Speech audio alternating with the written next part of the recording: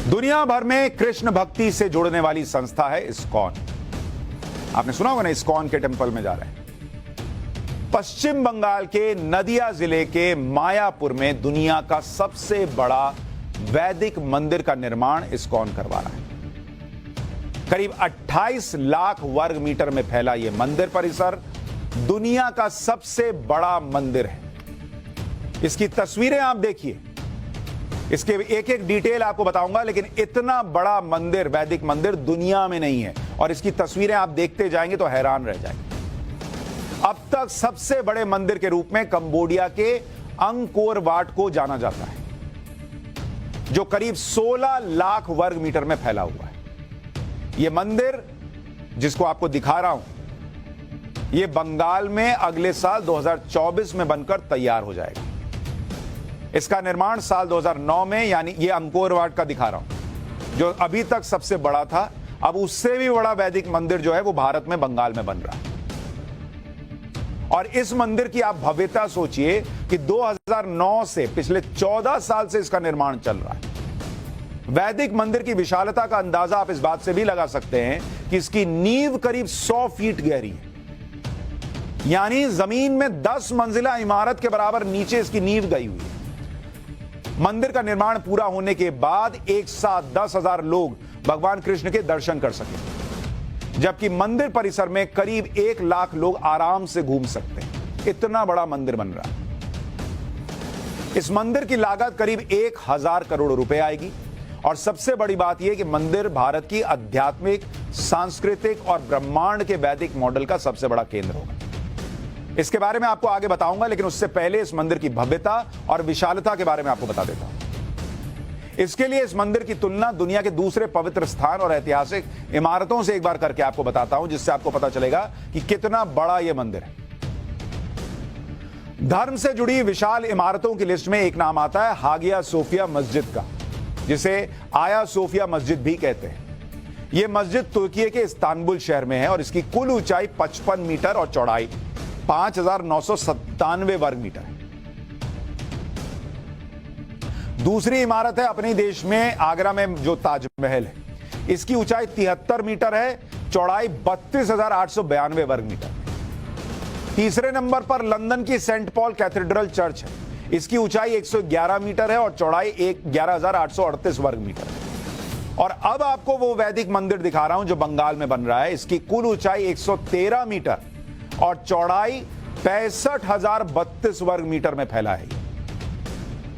अगले साल से इस मंदिर की पहचान दुनिया के सबसे बड़े मंदिर के तौर पर हुई, जहां दुनिया भर के किसी भी जाति, धर्म और संप्रदाय के लोग आ सकेंगे। और भारत की पौराणिक काल से चली आ रही ब्रह्मांड के वैदिक मॉडल को आप यहां पर समझ पाएंगे। इस मंदिर का सबसे बड़ा आकर्षण का केंद्र इसके 3 शिखर हैं। इसलिए पहले आपको इन विशाल शिखर के बारे में बता देता हूं। जो बीच में आप हिस्सा देख रहे हैं, यह मुख्य शिखर है, वैदिक ब्रह्मांडीय झूमर। इसके बारे में आपको आगे बताऊंगा। दूसरा शिखर जो देख रहे हैं वो वेस्ट विंग है, भगवान विष्णु के अवतार भगवान नरसिंह देव का मंदिर।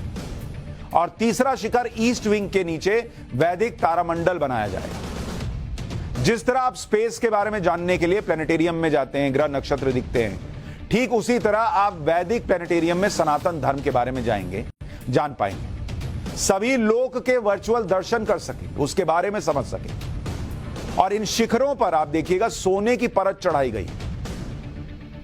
350 फीट ऊंचे इस मंदिर के शिखर तक पहुंचने के लिए 14 लिफ्ट लगाई गई हैं। 14 लिफ्ट। सोचिए कितना बड़ा मंदिर है। पहले आपको वैदिक झूमर का एक एनिमेशन वीडियो दिखाता हूं, जिसमें इस सृष्टि के निर्माण को लेकर बहुत सारी जानकारी दी जाएगी। यहां आकर यह समझ सकेंगे कि यह दुनिया किसने, कब और क्यों बनाई, दुनिया बनाने के पीछे का उद्देश्य क्या है। यह एनिमेशन वीडियो है जो वहां लोगों को दिखाया जाएगा। इस बात को वैदिक झूमर में दर्शाया जाएगा, इसलिए इस मंदिर को दुनिया का वैदिक मंदिर कहा जा रहा है। आमतौर पर यह बताया जाता है कि करोड़ों अरबों साल पहले खगोलीय घटना से ब्रह्मांड और पृथ्वी जैसे दूसरे ग्रहों की उत्पत्ति हुई। लेकिन सनातन धर्म और शास्त्रों के अनुसार इसके पीछे पूरा विज्ञान है, जिसके बारे में बहुत पहले वेदों में लिखा जा चुका है। लेकिन मॉडर्न युग के चक्कर में इस ज्ञान से दूरी बढ़ती चली गई, इसलिए आज इस बात को भी आपको समझना चाहिए। ऋग्वेद में एक श्लोक है, सप्त दिशो नाना सूर्या देवा आदित्य ये सप्त, यानी इसमें कहा गया है कि सप्त दिशो नाना सूर्या, यानी सूर्य अनेक है। यहां सप्त दिशो का मतलब है 7 सौर मंडल। लेकिन विज्ञान ने अभी तक एक ही सौर मंडल को ठीक से खोजा है और दूसरे सौर मंडल की खोज चल रही है, जबकि ऋग्वेद में 7 सौर मंडल का भी जिक्र है और कई और सूर्य है इसका भी जिक्र है। एक और श्लोक आपको ऋग्वेद से लिया गया, वो दिखाता हूं। शकमयम धूमम अराध अपश्यम विषुवता पर इनावरेण, यानी सूर्य के चारों और तरफ और दूर दूर तक शक्तिशाली गैस फैली हुई है। यहां गैस के लिए धूम शब्द का प्रयोग किया गया। सूर्य के चारों तरफ गैस है, इसकी पुष्टि सही तरह से 19वीं सदी में हो पाई थी, जबकि ऋग्वेद में यह कब का लिखा हुआ है। अथर्ववेद में कहा गया था कि सूर्य का प्रकाश दिखाई देने वाले और ना दिखाई देने वाले सभी प्रकार के प्रदूषित जीवाणुओं और रोगाणुओं को नष्ट करने की क्षमता रखता है। यह अथर्ववेद में लिखा है। ये सारी बातें आज से 3200 साल पहले ही कह दी गई थी और इस पर दुनिया भर के वैज्ञानिक रिसर्च कर रहे हैं। यानी जो बातें हम आज विज्ञान से समझ रहे हैं, उनके प्रमाण हजारों साल पहले हमारे ऋषि मुनि और विद्वान दे चुके, लिख के चले गए।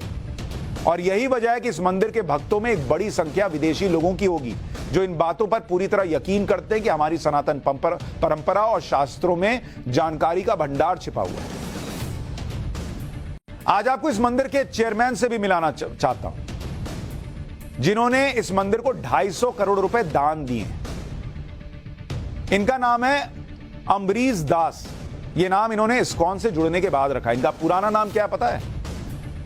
Alfred Ford. हमारे यहां मंदिर की बात करने वाले को बड़े हीन भाव से देखते हैं। अच्छा, ये तो एक्सट्रीम हिंदुइज्म की बात कर रहा है।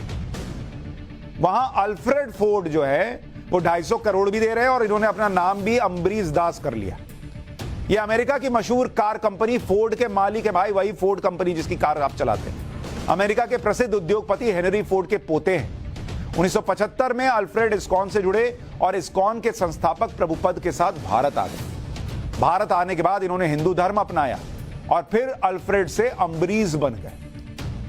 अल्फ्रेड तमाम ऐशो आराम को छोड़कर कृष्ण भक्ति के साथ भारत की सनातन परंपरा के बारे में सीख रहे हैं, प्रचार कर रहे हैं। इस मंदिर के निर्माण में अम्बरीश दास की बहुत बड़ी भूमिका है। लेकिन हमारे यहां कोई अगर हिंदू धर्म की बात करे, आजकल तो जो हिंदुत्व है उसको तो टेररिज्म से भी जोड़ने का प्रचलन चल रहा है।